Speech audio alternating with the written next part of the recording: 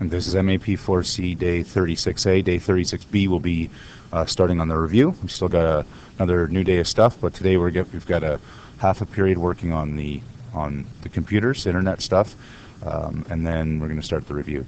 So we've got day 36. A starts with 3-minute review, which is percent question. A fork costume last year cost this much, this year cost this much. What's the percent increase? Well, we can see what went up by $5, but what percent is that? Well, it goes over the original price. So I always think of it as this little formula, okay? New subtract old divided by old values, that is. And so new is $47.99, subtract $42.99, there's that $5 increase,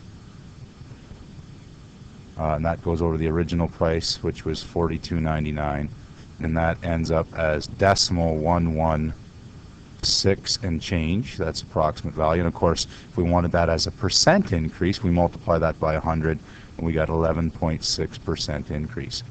All right, there's a few that I wanted you to do before you start messing around with the computers, and that's these ones right here. So please do those, and that you practice this skill. So pause the video, do those real quick, and then you come back and listen to my story about ESTAT and what we're supposed to be doing today using indices. Okay, lesson 4.7. It's out of order. I know you didn't do 4.6. We're pulling the old switcheroo here. Today we're going to be using the computers to investigate what are called indices. That's a plural for the word index. And an index is an arbitrary number to show how something changes over time, like a price index, or to compare similar items, like body mass index. And essentially, it's usually some sort of calculation that's just used for a comparison over time. And we're going to go through I'm going to show you real quick about how to use ESTAT to investigate some of these price indexes. So on this textbook exercise, it asks you to go to StatsCan and so on. Now remember, exactly how it appears in the book doesn't exist because ESTAT doesn't exist, but for the most part we can get there, and I'm going to remind you how. I'm hoping you could figure it out on your own, but it asks us to find on page 242, asks us to find the price indexes right there. And it asks us to do construction price indexes. Now, construction price indexes are right there. This is the extra step that's not in the book, ESTAT. And it's CAN-SIM that we want. And then it asks us to look for table 327005. And there's all the table numbers. 327005 is right at the bottom here, okay? And essentially, you can change all the data under the add remove thing here. What I would do is click all, then you can select the cities that it asks you to select, which are I think Montreal, Toronto, and Vancouver, just those cities, and we could select any of them, but that's what the book wants us to do, so that's what we do. And then there's Vancouver, and it asks us to select a total, I believe, house and land, and it asks us, which index period we want, 1997. Then it asks us what data we would like, and the book asks for 97 to 2007, but it doesn't really matter. I'm going to go back 10 years, maybe to the year. Well, we want to go back to our index value, so I suppose I could select what the book wants us to select. Why not? And it asks us to change the months, but it really doesn't matter.